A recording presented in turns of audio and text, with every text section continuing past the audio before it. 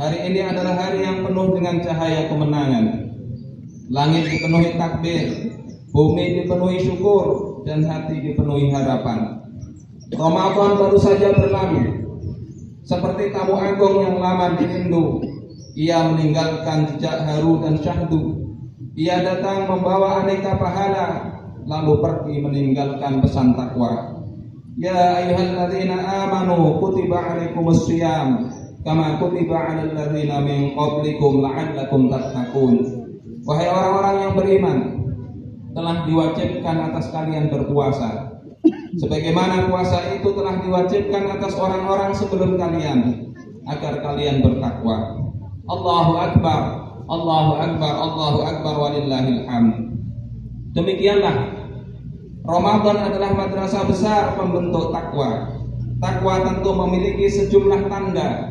Di antaranya sebagaimana yang disampaikan oleh Imam Ali bin Abi Thalib, at-taqwa hiya al-khawfu minal jalil. Takwa adalah takut kepada Tuhan yang Maha Agung. Wal amalu bit tanzil, dan mengamalkan apa yang diturunkan oleh Allah Ta'ala. Wal qana'atu bil qalil, dan merasa cukup dengan yang sedikit. Wal isti'dadu liyaumir rahim, dan mempersiapkan bekal untuk menghadapi hari saat keberangkatan ke negeri akhirat. Demikianlah takwa bukan sekedar rasa takut. Takwa adalah cara hidup. Takwa adalah ketika hati kita senantiasa tunduk dan jiwa kita selalu taat. Takwa adalah saat kita lebih khawatir berbuat dosa daripada khawatir miskin atau kehilangan dunia. Lebih dari itu, takwa adalah ketika hidup kita diatur hanya oleh Al-Quran yang mulia, bukan oleh hawa nafsu manusia. Al-Quran wajib kita amalkan secara keseluruhannya, bukan hanya sebagiannya. Allah Ta'ala berfirman, afatu'minuna bi ba'dil kitabi wa takfuruna bi ba'din wa ma jazaa'u man yaf'alu dzalika minkum illa khizyun fil hayatid dunya wa yawmal qiyamati yuradduna ila asyaddil 'adzab wa mallahu bighafilin 'amma ta'malun. Apakah kalian mengimani sebagian kitab dan mengingkari sebagian yang lain? Tidak ada balasan bagi siapa saja yang berlaku demikian kecuali kehinaan dalam kehidupan di dunia, sementara di akhirat dia dilemparkan ke dalam azab yang sangat menyiksa. Allah tidak lengah terhadap apa saja yang kalian kerjakan. Berdasarkan ayat ini, tak layak kita hanya mengamalkan kewajiban sholat, puasa, dan ibadah-ibadah ritual lainnya, lalu kita mencampakkan kewajiban untuk menerapkan hukum-hukum Al-Quran dalam perkara lainnya, seperti politik, pemerintahan, ekonomi, pendidikan, sosial, hukum pidana, dan lain sebagainya. Allah menegaskan, ya ayyuhalladzina amanu udkhulu fis-silmi kaffah wa la tattabi'u khutuwatis syaitan innahu lakum aduwwum mubin. Wahai orang-orang yang beriman, masuklah kalian ke dalam Islam secara keseluruhan. Janganlah kalian mengikuti langkah-langkah setan. Sungguh setan itu adalah musuh yang nyata bagi kalian. Allahu Akbar, Allahu Akbar, Allahu Akbar walillahil hamd. Jamaah Idul Fitri rahimakumullah. Takwa sejati pasti melahirkan kepedulian. Orang bertakwa tidak mungkin hidup tenang ketika saudaranya kelaparan. Orang bertakwa tidak mungkin hidup nyaman ketika saudaranya kesusahan atau mengalami penderitaan. Orang bertakwa tidak mungkin diam ketika menyaksikan berbagai ragam kezaliman. Inilah yang tersirat di dalam Al-Quran saat mensifati orang-orang bertakwa. Alladzina yunfiquna fis sarra'i wad dharra'i wal kadhimina al ghaidh wal 'afina 'anil nas wallahu yuhibbul muhsinin. Mereka yang menginfakkan harta mereka dalam keadaan lapang maupun sempit, yang bisa menahan amarah dan mudah memaafkan orang lain. Allah menyukai orang-orang yang berbuat kebaikan. Allahu Akbar, Allahu Akbar, Allahu Akbar walillahil hamd. Ayat ini menunjukkan bahwasanya takwa selalu melahirkan kepedulian yang otentik, bukan malah memunculkan sikap individualistik apalagi egoistik. Takwa harus menciptakan masyarakat yang penuh dengan kasih sayang dan sikap empatik. Sebagaimana sabda Rasulullah, "Matsalul mu'minina fi tawaddihim wa tarahumihim wa ta'atufihim matsalul jasadil wahid. Idza ishtaka minhu 'udwun tada'a lahu sa'irul jasadi bis sahri wal humma." Perumpamaan kaum mukminin dalam hal cinta, kasih sayang dan empati mereka adalah seperti satu tubuh. Jika satu anggota tubuh sakit, seluruh tubuh akan merasakan demam dan tidak bisa tidur. Hadis riwayat Imam Al-Bukhari dan Muslim. Rasulullah bahkan bersabda, "Wala an amshiya ma'a akhin fi hajatin ahabbu ilayya min an a'taqifa fi hadzal masjid syahran." Sungguh aku berjalan bersama saudaraku untuk memenuhi kebutuhannya, itu lebih aku cintai daripada beriktikaf di masjid ini, Masjid Nabawi, selama sebulan lamanya. Bayangkan, iktikaf bukan di sembarang masjid, tapi di Masjid Nabawi adalah yang sangat mulia. 1 rakaat sholat di sana setara dengan 1000 rakaat sholat di masjid selainnya. Namun demikian, membantu saudara-saudara dalam memenuhi kebutuhan-kebutuhan mereka adalah jauh lebih utama dan lebih besar nilainya. Karena itu sudah seharusnya orang-orang yang berpuasa bukan saja menyibukkan diri dengan tadarus Al-Quran, qiyamul lail, berzikir, tapi juga meringankan beban sesama muslim. Apalagi saat ini di Sumatera misalnya, saudara-saudara kita yang sudah lebih dari 3 bulan tinggal di tenda-tenda akibat rumah-rumah mereka hancur terkena bencana, hingga saat ini masih membutuhkan uluran tangan kita. Bukankah membahagiakan sesama juga menjadi jalan takwa menuju surga dan ridha Allah Subhanahu wa taala? Allahu akbar, Allahu akbar, Allahu akbar walillahil hamd. Idul Fitri juga harus menjadi hari perenungan kita semua. Hari saat kita bertanya dengan nada cemas, mengapa umat Islam yang jumlahnya hampir 2 miliar masih banyak yang tertindas? Mengapa saudara-saudara kita di Gaza terus dibombardir dan terus mengalami kekerasan? Mengapa darah kaum muslimin terus tertumpah di Myanmar, Xinjiang, Kashmir hingga Sudan? Mengapa cerita mereka seolah tidak mampu mengguncang dunia dan saudara-saudara seiman bahkan di dalam negeri? Mengapa duka Sumatera dan sejumlah wilayah lain akibat bencana belum bisa kita hapuskan?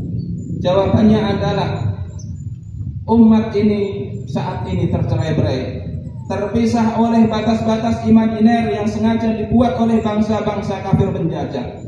Kita sudah menjadi negara bangsa, nation state, dan nasionalisme yang sempit. Akibatnya, ketika satu negeri muslim diserang, negeri muslim lainnya tidak mampu membela sebagai satu kekuatan. Padahal Allah Subhanahu wa taala telah menegaskan, innamal mu'minuna ikhwah. Sesungguhnya kaum mukmin itu bersaudara. Persaudaraan dalam Islam tentu bukan sekedar ada di kata-kata. Ia adalah ikatan akidah yang melampaui ras, bangsa, dan melampaui batas negara. Allahu akbar, Allahu akbar, Allahu akbar walillahil hamd. Pernahkah kita bertanya, mengapa kondisi umat yang terpecah belah ini terus terjadi sehingga terus diporak-porandakan di berbagai belahan dunia? Apakah karena jumlah umat ini yang sedikit? Tentu tidak. Rasulullah menegaskan bahwasanya akar penyebabnya adalah ketika kaum muslimin tertimpa penyakit wahan, yakni hubbud dunya wa karahiyatul maut, cinta dunia dan takut akan kematian. Ketika cinta dunia merasuk ke dalam jiwa, manusia mudah tunduk kepada sesama manusia. Ketika cinta dunia masuk ke dalam hati sanubari, sebagian penguasa muslim begitu mudah bersekutu dengan Zionis dan Amerika. Padahal Allah menegaskan, memperingatkan dan melarang, ya ayyuhallazina amanu la tattakhidul yahuda wan nasara awliya. Wahai orang-orang yang beriman, janganlah kalian mengambil sebagai pemimpin kalian dari kalangan orang-orang Yahudi dan Nasrani.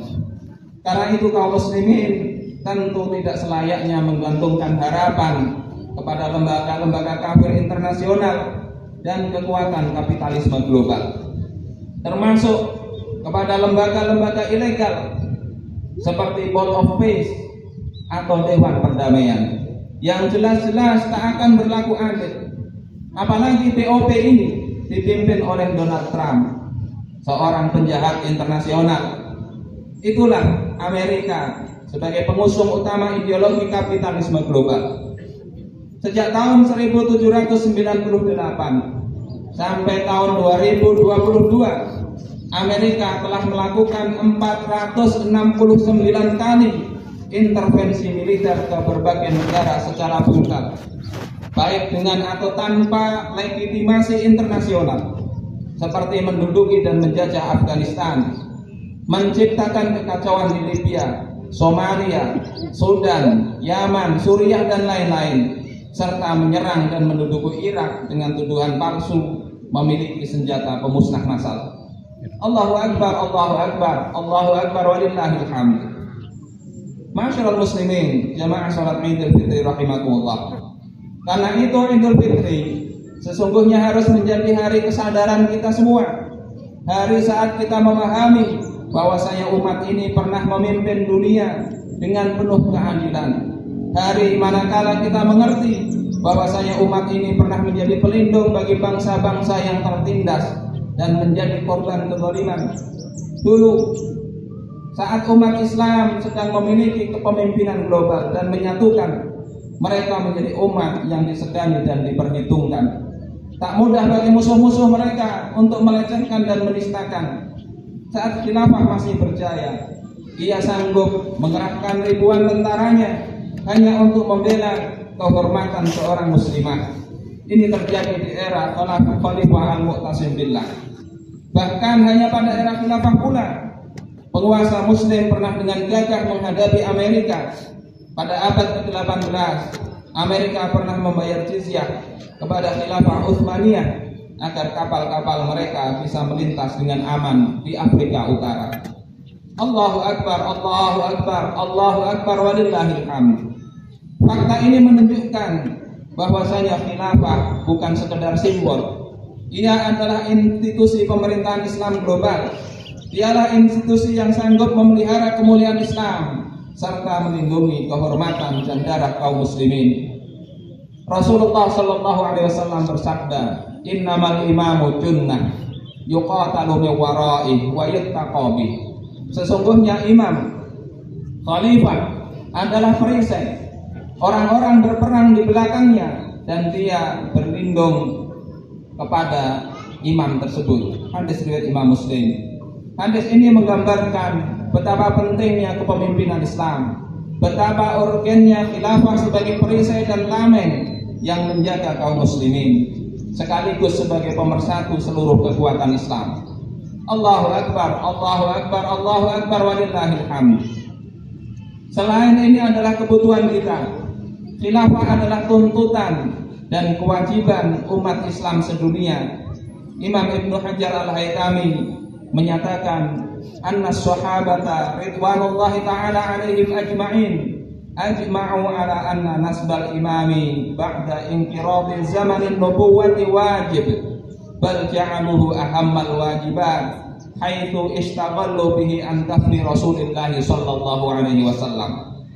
Sungguh para sahabat, semoga Allah meridhai mereka, mereka telah berijma, telah bersepakat bulat bahwasanya mengangkat imam atau khalifah setelah masa kenabian terakhir adalah kewajiban.